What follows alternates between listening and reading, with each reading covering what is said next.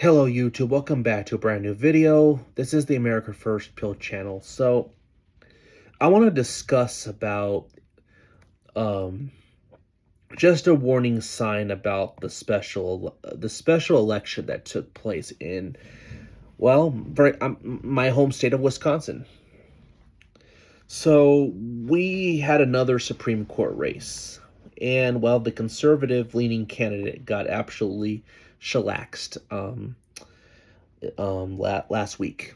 On the April 7th, there was an election, and she got absolutely decimated by the liberal candidate. So, um, a lot of people are angry, a lot of finger pointing, and I feel like there's every finger, and let's face it, conservatives that don't vote need to be held accountable. That it doesn't matter how much majority of Wisconsin opposes the left.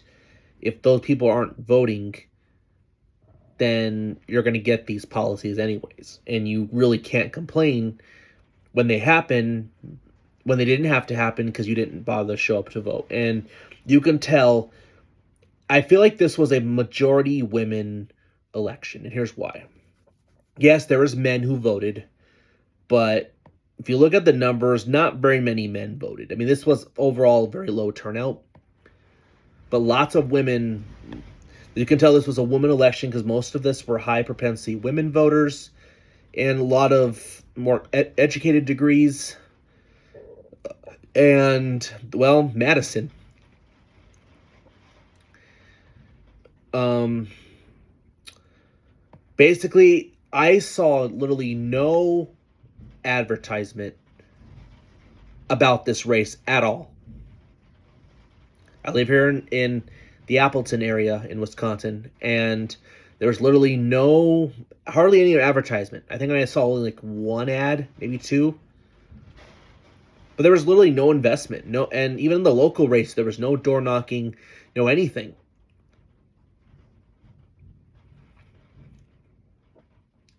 Fortunately, that candidate that ran on the conservative side wasn't really that good of a candidate. I mean, she lost worse than the other ones did. She lost by like over 21 points.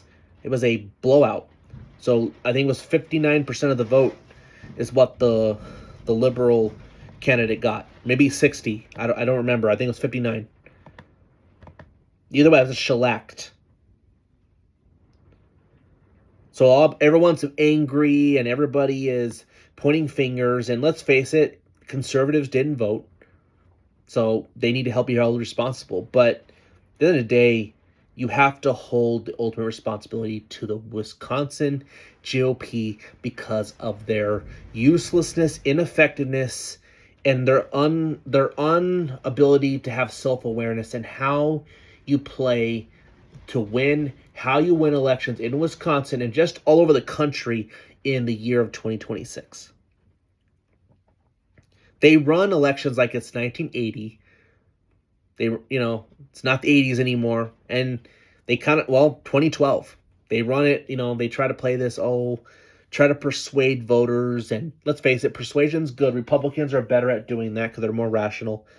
But how much are they really persuading? Because at this day and age, America's so divided that election, especially Wisconsin being 50-50,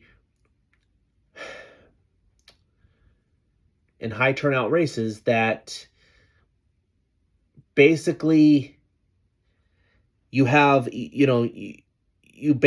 have to be partisan in Wisconsin to win. And they play, and really it's more about motivating your voters to turn out. It's more about motivating your high propensity voters who show up at every election, anywhere from local, state to federal. And then you have your more high propensity voters, low propensity voters, that don't really vote unless it's a presidential race. And then you try to finish it off with guarding the independents and people who aren't so traditionally Republican, who still might have a culturally center right, but doesn't mean they'll vote Republican. They might be, you could say, some of those disinfected Dems but they don't vote at all, which a lot of those Dems don't really vote anymore. They just don't. So we have to hold the GOP responsible because they do a very good job at demoralizing their voters to not vote. Look at how this commentator, Jay Weber, is responding to Trump voters. This is ridiculous. He's like, there's a lot of bashing going on following the Lazar loss. Lazar is the name of that judge. That's her last name. But the thing that has gone quietly unaddressed for years is no one else wants the job. State GOP leaders need to search, recruit, and hire a political animal who is super motivated to shake up things and win. Okay, well, that part is true. We need new leadership. But look how he responds. He's saying, Schimming took over. Brian Schimming is the GOP chair. And just so you guys know, a chair of a party job is to be the ones that are responsible with the financial piece to help give the candidates money, to raise money to help candidates win.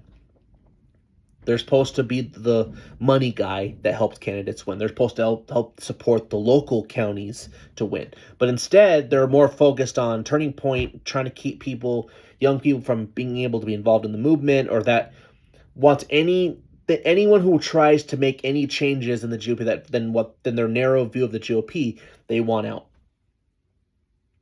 They try to stop. They try to make constitutional changes of the GOP to keep the real grassroots out, because these are establishment. These are not even Tea Party. They're old guard Republicans who live 2012 or behind all the way to 1980. So we need new leadership and since that's their job to help win, which Schimming cannot win election, he can't raise money, and I get why donors won't invest, because they don't see Wisconsin as a good investment right now. They're seeing how we're getting shellacked, and there's no awareness by the state leadership to make changes to win. So voters are like, you know what, we're not going to invest. We'll put our money somewhere else where we have a shot. Now, so to continue this guy, Brian Schimming's the GOP chair of Wisconsin. He said he took over in an impossible situation in which rabid Trump supporters have split the party and insisted they need to take it over. They need to take it over. Did in numerous counties, then didn't do diddly for anyone other than Trump.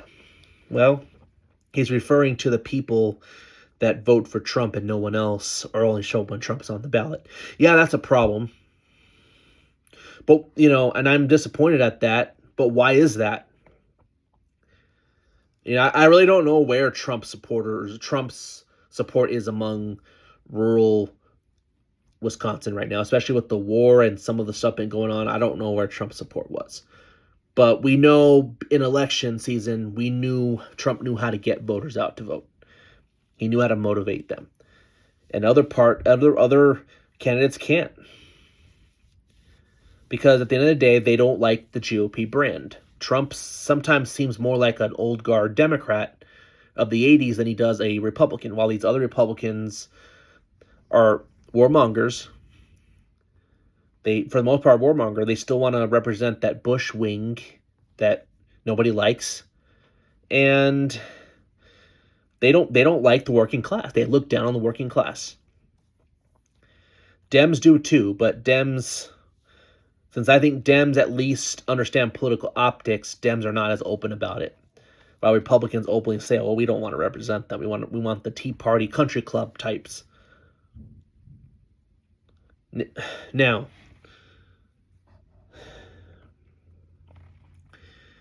yes, a lot of traditional Republicans did vote in this race, but the problem is we are not the party of the suburbs anymore. We're not the party of that wealthier brand. We've become more of a working class, low propensity, middle class, the party that's kind of culturally right, that center right, that still kind of wants to keep our basic rights and is kind of fatigued by the woke stuff. That's who the GOP base is. And rural voters, you have to give them a reason to vote or they won't come out to vote. It's just that simple. And I'm kind of sick of sitting in every election cycle, wondering, well, how did this happen? Why are we in this predicament? So, it's just a sad reality. And I guess it's sad that too many Republicans they would rather lose to a Dem than actually give up. They would rather lose to a Dem than actually change their way of doing things, because for them, they think it's principles to stand for what we believe, and it's not principle, it's weakness, it's corruption, because they're in it for themselves. And that's what people are sick of. So I don't know. We need some real change in this state party. But with that being said, this is just I don't think this war has anything to do with this race. It's because Dems know how to motivate their voters. Dems are more engaged. They have kind of a competent that know how to raise money and get their message across. And in a 50-50 state, you need money. You need to raise money to be able to get your message out, to get out the vote. It's actually, getting out the vote is expensive, but it's an investment. And until the GOP understands that's how you win in this state, they're going to keep finding themselves losing elections. So, and this is just an example, because this ain't just Wisconsin. Wisconsin is just an example. It's probably one of the worst examples that you have of how bad it is for the GOP. But it's just another example. We do not really, because we've had years of self-examination, nothing's changed. We need new leadership that understands the base, where the voters are, and goes out of this narrow view of conservatism. Sorry, it's just true. So here's something too, and this guy, he goes by Rick Eisenberg, and he's a law, I think, attorney. He's pretty good when it comes to law, but he's definitely a more of that traditional Republican for sure. And which I'm kind of sick of this label, traditional, non-traditional. But this is what he said, which is, I think, kind of ridiculous statement to make. He said, this isn't true, that the Dems base has been, he was responding to someone on the turnout issue, and it says the Dem base has been motivated by Trump. Okay, that part is true. They're always angry about Trump. The conservative base, by which I mean conservative reliable voters, still turns out. Okay. But the new MAGA voters don't. My hypothesis is that they don't because they aren't conservative in the same way as traditional GOP voters. The latter did care about social conservatism, the rule of law, and limited government. The former care about immigration, crime, and benefit targeted towards them. They aren't really socially conservative, although they might oppose the culturally left, because Wisconsin is kind of more culturally right culturally. But you could say culturally right does not always mean like socially conservative, because it's a populist movement. It's more about what they are against than what they are for. That's generally the way populism works. Its voters get angry about being ignored. So, yeah, that could be true. Wisconsin's a populist state. It's kind of known as I know it actually where the GOP started, which is a disgrace that we can't win in the state that birthed the GOP. But it was a populist movement in Wisconsin. They were the populist party And populism is generally being for the common man, and that generally happens when people feel ignored. As for saying that they don't care about conservatism, well, first of all, you're kind of overusing conservatism. What does that mean? People are kind of tired of liberalism. I mean, Wisconsin's very pro-gun, which is part of the Second Amendment.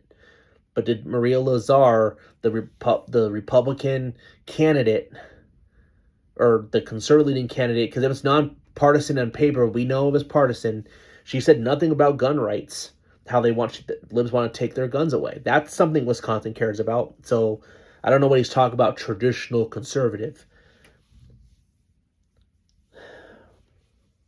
He's trying to make excuses and trying to blame everything but himself.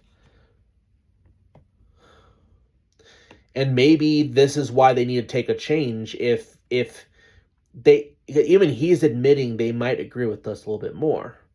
So, I mean, I'm not saying about like on abortion, unfortunately, but I'm saying on other things they're pretty kind of more pro-American on pro-American values. But the party has not adapted to that base, and they don't even go to anywhere in Wisconsin other than the typical their bubbles, and that's a problem. So this is a cope trying to make excuses. Yeah, reliable voters showed up, and not really. There's a lot of voters who didn't vote in this race because they were demoralized, and look at the GOP has itself to blame.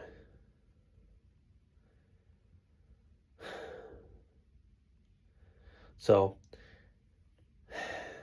I don't know what else to do or how else to look anymore about this. What else to tell everybody? Because this is just, we're finding excuses instead of and blaming others and looking at our own self in the mirror, and that's not going to win the state. So anyway, that's all I have to say. But Republicans better get together and figure out how really start playing the game and start actually understanding politics 2026 and start doing things that can get voters out. There's a lot of votes in Wisconsin, for example. There's a lot of votes in Michigan. Trump brought them out, but now you got to earn it, and you have to actually adapt to the base and to the grassroots. Because I think the grassroots, unfortunately, I feel like it's kind of split in two right now, especially with this conflict in Iran.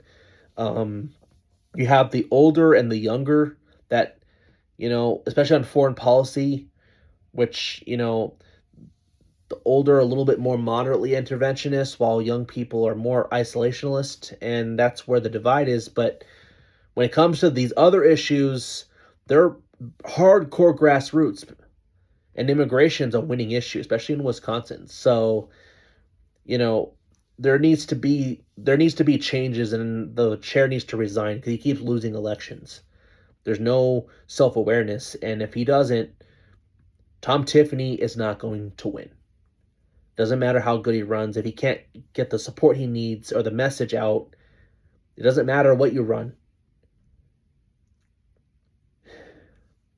We have a communist in Wisconsin, the front runner.